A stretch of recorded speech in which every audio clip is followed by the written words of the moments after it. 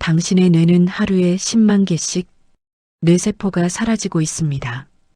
특히 혼자 TV만 보며 멍하니 시간을 보내는 분들의 뇌는 더 빨리 늙어가고 있어요. 그런데 200년 전 한 남자는 정반대의 경험을 했습니다. 바로 다산 정약용 선생입니다. 그는 57세에 모든 것을 잃고 외딴 시골 마을에 갇혔어요. 18년 동안 단 한 명의 친구도 없이 10평도 안 되는 방에서 혼자 살았습니다. 보통 사람이라면 우울증으로 무너지고 치매가 빠르게 왔을 거예요. 그런데 이 남자는 오히려 더 똑똑해졌어요. 77세까지 살면서 죽기 직전까지 또렷한 정신으로 글을 쓰고 500권의 책을 남겼습니다. 심지어 70대에 쓴 글이 40대에 쓴 글보다 더 깊이가 있었어요. 도대체 무슨 일이 있었던 걸까요? 그는 고독 속에서 무엇을 했기에 뇌가 늙어가는 대신 깨어났을까요? 제가 오늘 여러분께 전해드릴 비밀은 이거예요. 다산은 매일 3가지를 했습니다. 아침에 눈을 뜨면 5분 동안 아무것도 하지 않고 가만히 앉아 있었고, 저녁이 되면 하루를 돌아보며 자기 감정을 노트에 기록했으며, 날마다 30분씩 강진 바닷가를 혼자 걸었어요. 단 45분입니다. 하루 중 고작 45분을 자기 자신에게 집중한 것뿐인데 그의 뇌는 젊어졌어요. 혹시 이렇게 생각하시나요? 나는 다산처럼 똑똑하지 않아. 나는 글도 못 쓰고 책도 안 읽는데 무슨 소용이야. 아니에요. 다산이 특별해서가 아닙니다. 그가 한 3가지는 여러분도 오늘 밤부터 바로 시작할 수 있는 일이에요. 그리고 현대 뇌과학은 이미 증명했습니다. 이 3가지가 치매를 예방하고 우울증을 치료하며 뇌세포를 다시 자라게 만든다는 것을요. 여러분, 혼자 있는 시간이 두려우신가요? 자녀들은 각자의 삶을 살고 친구들과의 약속도 뜸해지고 하루 종일 집에 혼자 있을 때 이런 생각 드시나요? 이렇게 하루하루 흘려보내다가 치매라도 오는 건 아닐까? 나는 지금 무엇을 하고 있는 걸까? 오늘 이 40분 동안 저는 여러분께 다산의 비밀을 하나하나 풀어드릴게요. 고독이 어떻게 뇌를 깨우는지, 혼자 있는 시간이 왜 축복인지, 그리고 무엇보다 오늘부터 바로 실천할 수 있는 구체적인 방법을 알려드릴게요. 부디 편안한 자세로 앉으시거나 산책하시면서 들어주세요. 이 시간이 끝날 무렵 여러분의 혼자만의 시간이 두려움이 아닌 선물처럼 느껴지실 거예요. 자, 그럼 1801년 겨울 강진 땅으로 함께 떠나볼까요? 일부 고립의 힘 18년의 고독이 만든 500권의 기적. 1801년 음력 2월 정약용은 40살의 나이에 강진으로 유배됩니다. 죄목은 천주교를 믿었다는 것. 당시 조선에서 천주교는 나라를 뒤엎는 사악한 종교로 여겨졌어요. 그는 하루아침에 모든 것을 잃었어요. 정삼품 동부승지라는 높은 벼슬도, 한양 저작거리의 활기찬 소음도, 밤마다 함께 시를 읊던 벗들의 웃음소리도, 무엇보다 아내와 자식들의 얼굴도요. 강진에 도착한 첫날 밤, 다산은 일기에 이렇게 적어요. 창문을 열면 바다만 보이고 귀를 기울이면 파도 소리만 들린다. 이곳에서 나는 세상으로부터 완전히 잊혀진 사람이 되었다. 여러분, 상상이 되시나요? 40대 중반 가장 왕성하게 활동해야 할 나이에 아무도 찾지 않는 시골 마을에 갇혀버린 그 심정이요. 어쩌면 여러분 중에도 비슷한 감정을 느끼신 분이 계실 거예요. 은퇴 후 집에만 있을 때, 자녀들이 명절에만 잠깐 들렀다 가고 친구들과의 연락이 뜸해질 때, 나는 이제 세상에서 잊혀진 사람인가? 이런 생각 해보신 적 있으신가요? 그런데 말이에요. 다산은 이 절망적인 고립 속에서 놀라운 선택을 합니다. 그는 도망가지 않았어요. 술에 빠지지도 않았어요. 자신을 가두었던 세상을 원망하지도 않았어요. 대신 그는 안으로 들어갔어요. 매일 새벽 4시에 일어나 책을 읽었어요. 낮에는 붓을 들고 글을 썼고요. 저녁에는 바닷가를 혼자 걸으며 생각을 정리했습니다. 그리고 18년 후 그가 한양으로 돌아올 때 그의 손에는 500권의 책이 들려 있었어요. 목민심서, 경세유표, 흠음신서, 조선 실학의 정수라 불리는 불멸의 저작들이었습니다. 한 사람이 외부와의 교류 없이 단절된 공간에서 어떻게 이토록 방대한 지식을 생산할 수 있었을까요? 이제 뇌과학이 그 비밀을 밝혀냈어요. 여러분의 뇌 속에는 디폴트 모드 네트워크라는 신경회로가 있어요. 이건 쉽게 말해서 아무것도 안 할 때 작동하는 뇌예요. 보통 사람들은 이렇게 생각하죠. 아무것도 안 하면 뇌도 쉬는 거 아니야? 천만에요. 뇌과학자들이 fMRI로 뇌를 촬영해 보니 사람이 멍 때릴 때, 혼자 조용히 앉아 있을 때 오히려 뇌의 특정 부위가 더 활발하게 움직인다는 걸 발견했어요. 바로 내측 전전두엽, 후측 대상피질, 내측 측두엽, 이런 부위들이요. 이 부위들이 하는 일이 뭔지 아세요? 과거의 기억을 정리하고 미래를 계획하며 자신이 누구인지 성찰하고 복잡한 문제를 창의적으로 해결하는 일입니다. 즉, 인간을 인간답게 만드는 가장 고차원적인 사고 활동이 바로 고독한 시간에 일어난다는 거예요. 다사는 이것을 200년 전에 이미 알고 있었어요. 그는 유배지에서 의도적으로 외부 자극을 차단했어요.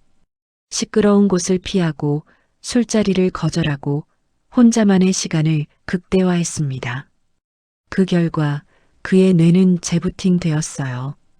복잡하게 얽혀있던 생각들이 정리되고 젊었을 때 배웠던 지식들이 새롭게 조합되며 전에는 보이지 않던 통찰이 샘솟기 시작했어요.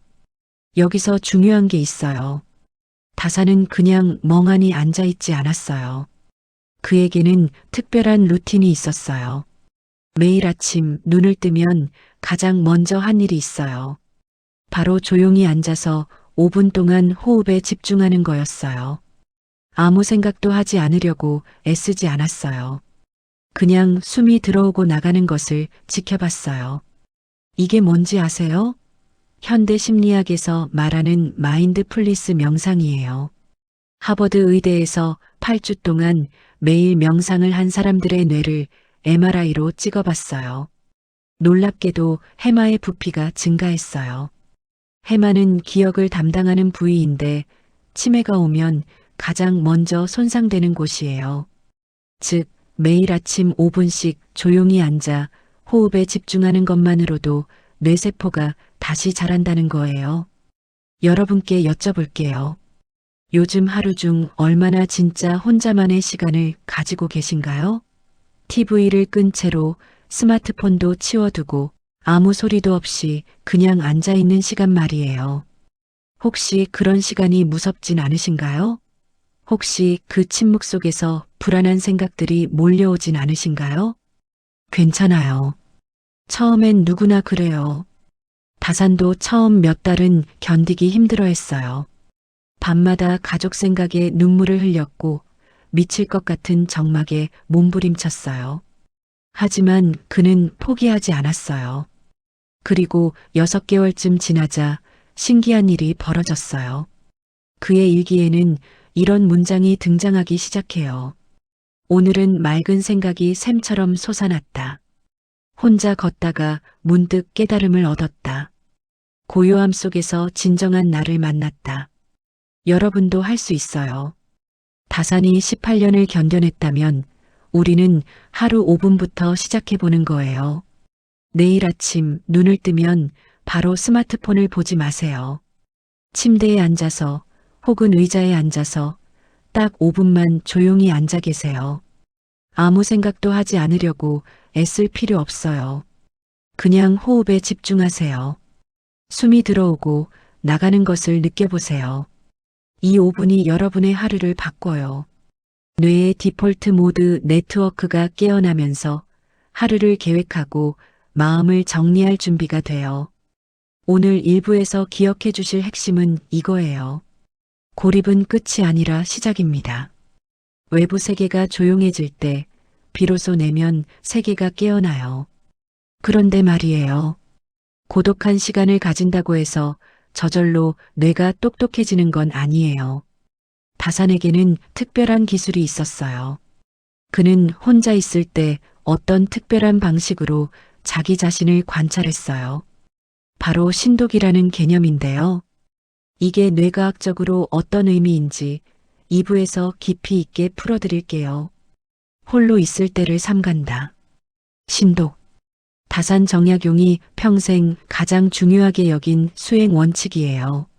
중용에 나오는 이 말은 단순히 혼자 있을 때 나쁜 짓 하지 말라는 도덕 교과서가 아니에요.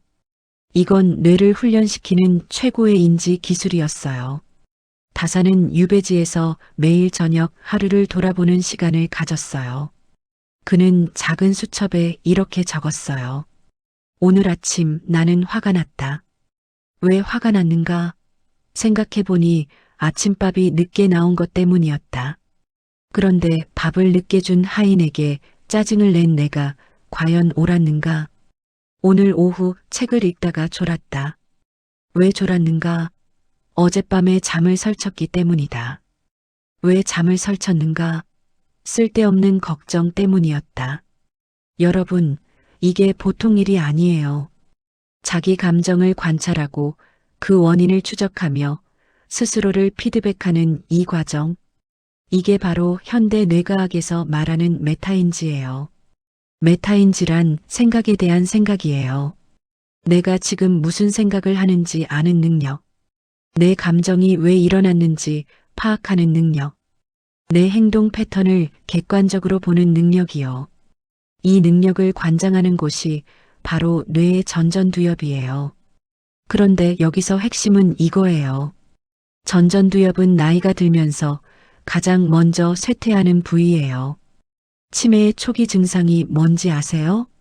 감정 조절이 안 돼요. 충동적으로 행동해요. 계획을 세우지 못해요. 자기 자신을 객관적으로 보지 못해요. 바로 전전두엽 기능이 떨어지는 거예요. 그런데 좋은 소식이 있어요. 전전두엽은 훈련으로 강화할 수 있어요.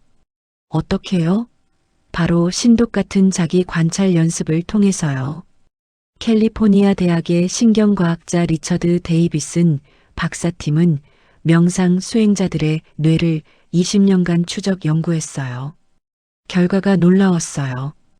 매일 30분씩 자기 생각과 감정을 관찰하는 명상을 한 그룹은 70대가 되어도 전전두엽의 회백질 밀도가 50대 수준으로 유지됐어요.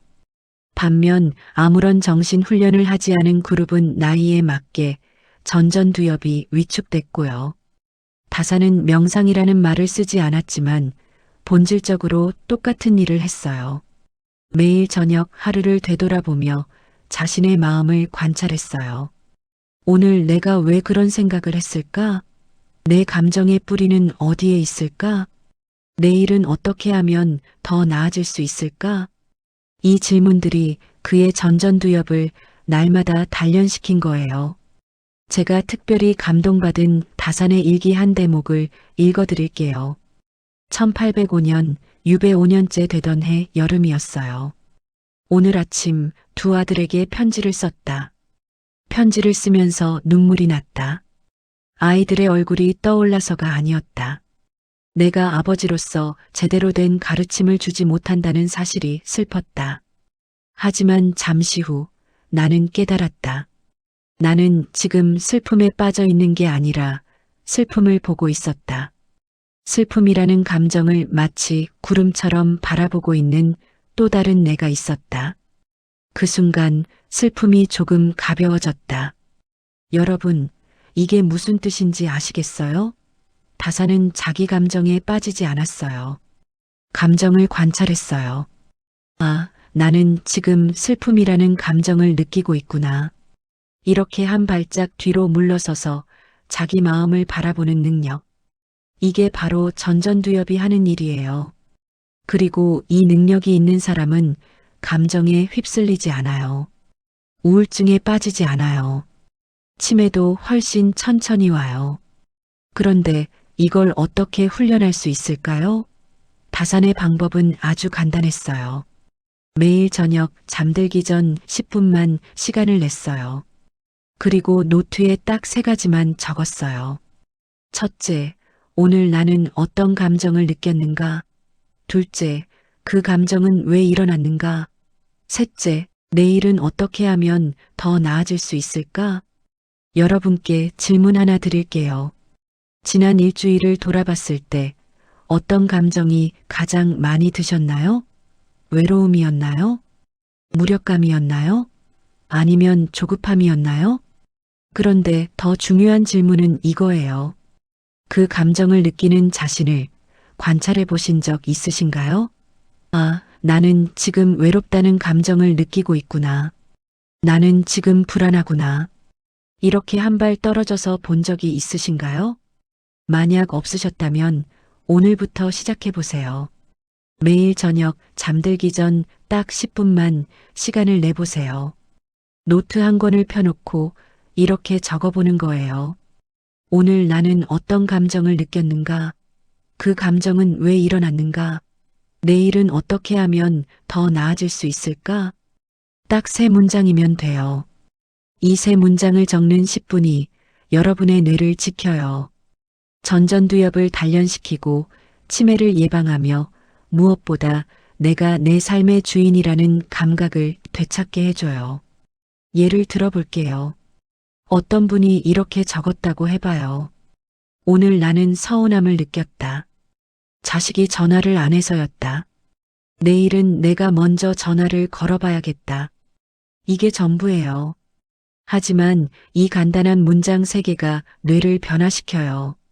첫째, 감정에 이름을 붙이는 순간 감정이 조금 가라앉아요. 둘째, 원인을 찾는 과정에서 자기를 객관적으로 보게 돼요. 셋째, 행동을 계획하면서 무력감에서 벗어나요. 이 3단계가 바로 전전두엽을 단련시키는 거예요. 다산이 말한 신독은 결국 이거예요. 혼자 있을 때 나는 가장 정직해진다. 다른 사람 눈치 볼 필요 없으니까요. 좋은 사람으로 보이려고 애쓸 필요 없으니까요. 혼자 있을 때 나는 진짜 내 마음과 마주해요. 그 마음이 때로는 추하고 이기적이고 나약할 수 있어요. 하지만 다산은 그걸 숨기지 않고 들여다보라고 했어요. 그래야 성장할 수 있다고 믿었어요. 여러분, 혼자 계실 때 부끄러운 생각이 드시나요? 나는 왜 이렇게 쓸모없을까? 나는 왜 아직도 이런 걱정을 하고 있을까? 괜찮아요. 그 생각을 느끼는 것만으로도 여러분은 이미 신독을 시작한 거예요. 그 생각을 관찰하세요. 판단하지 말고 그냥 바라보세요. 그 순간 여러분의 전전두엽이 작동해요. 뇌가 깨어나요. 자, 그런데 말이에요. 생각만으로는 부족해요. 다산에게는 하나 더 중요한 습관이 있었어요. 바로 걷기예요. 18년 내내 비가 오나 눈이 오나 그는 매일 강진 바닷가를 걸었어요. 왜 걸었을까요? 단순히 운동 때문이 아니었어요. 걷기에는 뇌를 깨우는 특별한 마법이 숨어 있어요. 3부에서 그 비밀을 풀어드릴게요. 새벽 5시, 다산은 작은 초가집 문을 열고 밖으로 나서요. 아직 어둠이 채 가시지 않은 강진 바닷가. 차가운 바람이 뺨을 스쳐요. 그는 천천히 걷기 시작해요. 한 걸음, 2걸음. 발바닥이 흙을 밟을 때마다 그의 뇌 속에서는 놀라운 일이 벌어져요. 여러분, 해마라는 뇌 부위를 아시나요? 뇌의 측두엽 안쪽에 있는 해마 모양으로 생긴 이 작은 기관은 우리가 새로운 것을 배우고 기억을 저장하는 핵심 장소예요. 그런데 치매, 특히 알츠하이머병은 바로 이 해마에서 시작돼요. 해마의 신경세포가 죽기 시작하면 최근 일을 기억하지 못하고 길을 잃고 방금 한 말을 되풀이하게 돼요. 그래서 치매 예방에서 가장 중요한 건 해마를 건강하게 유지하는 거예요. 그런데 놀라운 사실이 있어요. 해마는 성인이 되어서도 새로운 신경세포를 만들어낼 수 있는 몇 안 되는 뇌부위 중 하나예요. 이걸 신경발생이라고 하는데요. 그럼 어떻게 하면 해마에서 새로운 뇌세포가 만들어질까요? 답은 간단해요. 걷기예요. 일리노이 대학의 커크 에릭슨 박사 연구팀은 60세에서 80세 노인 120명을 대상으로 실험을 했어요.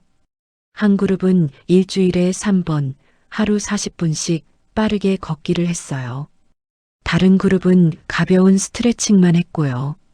1년 후 MRI로 뇌를 촬영했더니 놀랍게도 걷기 운동을 한 그룹의 해마 크기가 평균 2% 증가했어요. 반면 스트레칭 그룹은 1.4% 감소했고요. 2%가 작게 들리시나요? 아니에요. 보통 60대 이후에는 해마가 매년 1에서 2%씩 줄어드는 게 정상이에요. 그런데 걷기만으로 이 흐름을 역전시킬 수 있다는 거예요. 게다가 이 그룹은 기억력 테스트에서도 점수가 올랐어요. 걷기는 뇌를 젊게 만들어요. 다산은 이것을 200년 전에 몸으로 알고 있었어요. 다산의 제자가 남긴 기록에 이런 대목이 있어요. 선생님은 매일 새벽 바닷가를 거니셨다. 비가 와도 눈이 와도 거르지 않으셨다. 걸으시면서 중얼거리셨는데 때로는 시구를, 때로는 책 내용을 암송하셨다.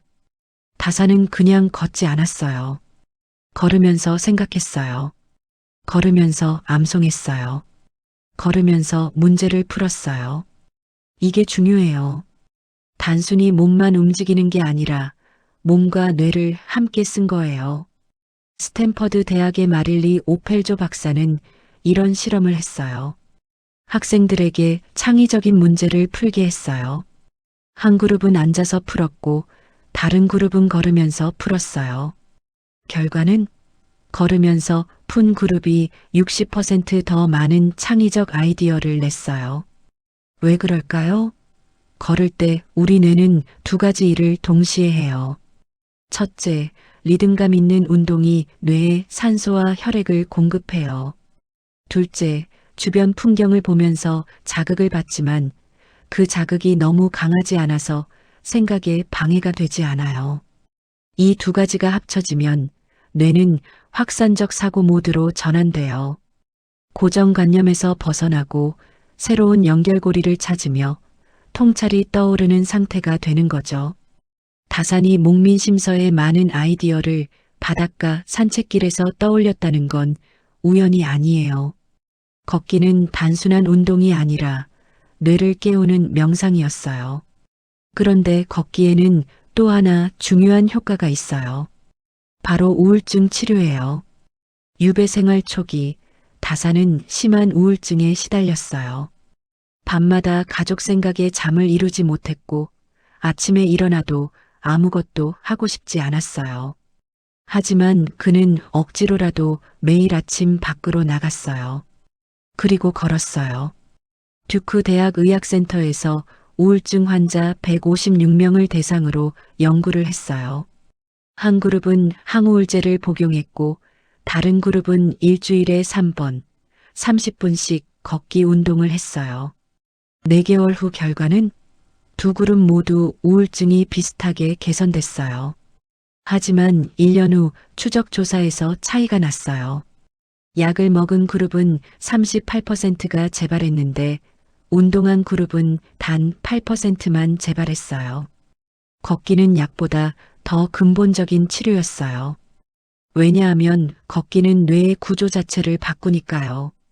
세로토닌, 도파민, 엔도르핀 같은 행복 호르몬이 분비되고 스트레스 호르몬인 코르티솔이 줄어들며 해마와 전전두엽이 강화돼요. 여러분, 언제 마지막으로 30분 이상 걸어보셨나요? 그냥 목적 없이 어디를 가기 위해서가 아니라 걷기 자체를 위해 걸어보신 적이 언제인가요? 혹시 걷기는 지루해서 못하겠어요 라고 생각하시나요? 괜찮아요. 다산처럼 할 필요는 없어요. 여러분만의 방식으로 걸으면 돼요. 제가 추천하는 다산식 걷기 방법을 알려드릴게요. 1단계, 시간 정하기. 매일 같은 시간에 걸어요. 아침이 가장 좋지만 저녁도 괜찮아요. 처음엔 10분부터 시작하세요. 2단계, 장소 정하기. 공원, 아파트 단지, 동네 골목, 어디든 좋아요. 다만 차가 많은 큰 도로는 피하세요. 나무가 있는 곳이면 더 좋아요. 3단계, 걸으면서 하기. 스마트폰은 주머니에 넣어두세요. 주변 소리에 귀 기울여 보세요. 새소리, 바람소리, 발바닥이 땅을 밟는 느낌에 집중해 보세요.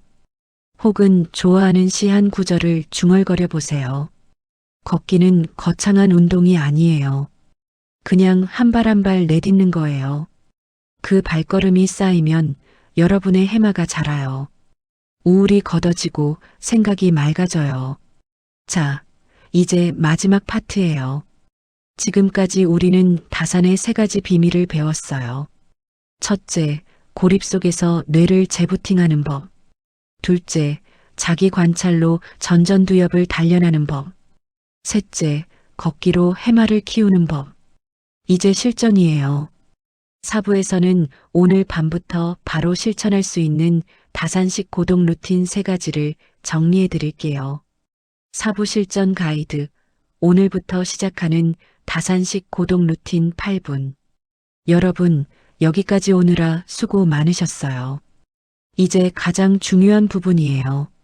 아무리 좋은 이야기를 들어도 실천하지 않으면 아무 의미가 없으니까요. 다산 정약용은 77세까지 맑은 정신으로 살았어요. 치매 증상은커녕 마지막까지 책을 쓰고 제자들을 가르쳤어요.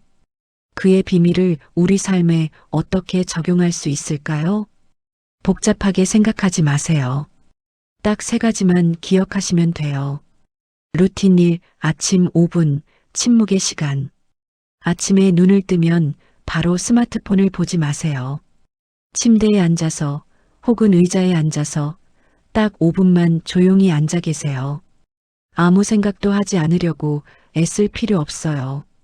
그냥 호흡에 집중하세요. 숨이 들어오고 나가는 것을 느껴보세요. 코로 숨을 들이마시며 속으로 세어봐요. 하나, 둘, 셋. 입으로 천천히 내쉬며 세어봐요. 하나, 둘, 셋, 넷. 이렇게 10번만 반복하세요. 이 5분이 여러분의 하루를 바꿔요. 뇌의 디폴트 모드 네트워크가 깨어나면서 하루를 계획하고 마음을 정리할 준비가 돼요. 다산은 이것을 정자라고 불렀어요. 루틴 2, 저녁 10분, 하루 기록하기. 노트 한 권을 준비하세요.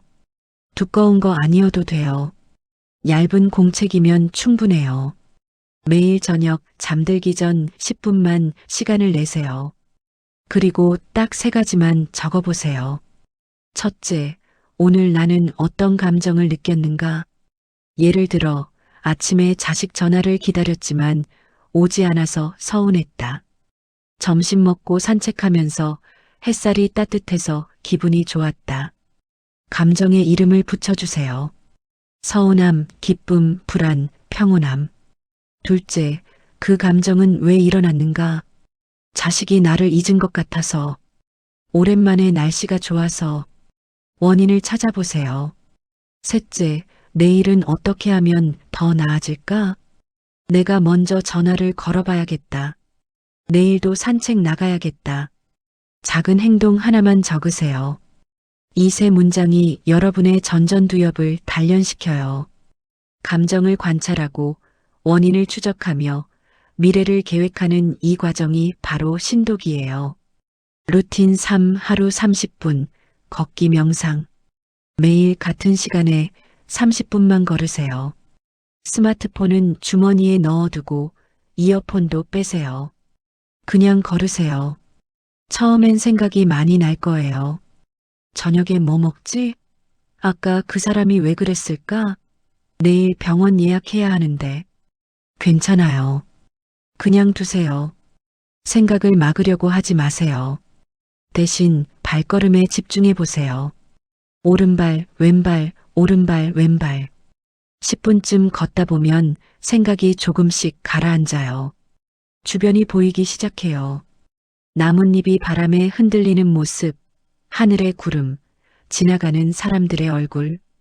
그냥 보세요. 판단하지 말고. 이게 바로 걷기 명상이에요. 몸은 움직이지만 마음은 고요해지는 시간. 이 30분이 여러분의 해마를 키우고 우울을 씻어내요. 자, 정리할게요. 다산식 고독 루틴 3가지. 첫째, 아침 5분 조용히 앉아 호흡하기. 둘째, 저녁 10분 하루를 기록하기. 감정, 원인, 내일의 행동. 셋째, 하루 30분 걷기 명상. 총 45분이에요. 하루 24시간 중 45분. 이 45분이 여러분의 뇌를 지켜요. 치매를 예방하고 우울을 치료하며 삶의 주도권을 되찾게 해줘요. 한 번에 다 하려고 하지 마세요. 처음 일주일은 하나만 선택하세요. 가장 쉬워 보이는 것부터 시작하면 돼요. 걷기가 편하시면 걷기부터, 글 쓰는 게 좋으시면 기록부터, 명상이 궁금하시면 호흡부터, 그리고 완벽하게 하려고 애쓰지 마세요. 어떤 날은 5분이 아니라 3분만 할 수도 있어요. 어떤 날은 깜빡하고 못할 수도 있어요. 괜찮아요. 다음 날 다시 시작하면 돼요. 중요한 건 꾸준함이에요. 다산도 처음엔 힘들어했어요. 하지만 그는 18년 내내 포기하지 않았어요. 그 결과 77세까지 맑은 정신으로 살았어요. 여러분도 할 수 있어요. 1818년. 다산은 57세의 나이에 드디어 유배에서 풀려나요. 18년 만에 한양으로 돌아온 그를 아무도 알아보지 못했어요. 머리는 하얗게 새고 몸은 야위었어요. 하지만 그의 눈빛은 18년 전보다 더 밝았어요. 그가 손수레에 싣고 온 것은 500권의 책이었어요. 목민심서, 경세유표, 흠음신서, 아웅각비, 조선의 백성들을 위한, 더 나은 세상을 위한 지혜의 결정체였어요. 사람들은 놀라워했어요. 18년 동안 감옥 같은 곳에서 어떻게 이런 책을 쓸 수 있었습니까? 다산은 이렇게 답했어요. 혼자 있는 시간이 나를 자유롭게 했습니다. 여러분, 고독은 끝이 아니에요. 고독은 새로운 시작이에요. 지금 혼자 계신 시간이 외롭고 두렵게 느껴지신다면 다산의 이야기를 떠올려 보세요. 그도 처음엔 절망했어요. 밤마다 눈물을 흘렸어요. 하지만 그는 고독을 뇌의 축복으로 바꾸는 법을 찾아냈어요. 여러분도 할 수 있어요. 오늘 밤부터 시작해 보세요. 아침 5분 조용히 앉아 호흡하기. 저녁 10분 하루를 기록하기. 하루 30분 걷기. 이 3가지만 기억하세요. 45분. 하루 중 단 45분만 여러분 자신에게 투자하세요. 그 45분이 쌓이면 여러분의 뇌는 깨어날 거예요. 치매는 멀어지고 우울은 가벼워지며 삶의 의미가 다시 보이기 시작할 거예요. 다산은 유배지에서 이런 시를 남겼어요. 고요함 속에서 나는 진정한 나를 만났고 외로움 속에서 가장 큰 자유를 얻었노라. 여러분의 고독이 여러분의 뇌를 깨우는 축복이 되기를 바라요. 오늘 이 시간을 함께 해주셔서 감사해요. 궁금한 점이나 경험담이 있으시면 댓글로 나눠주세요. 여러분의 이야기를 듣고 싶어요. 여러분, 오늘도 좋은 하루 되세요. 그리고 기억하세요. 혼자 있는 시간은 버려진 시간이 아니라 가장 소중한 시간이에요.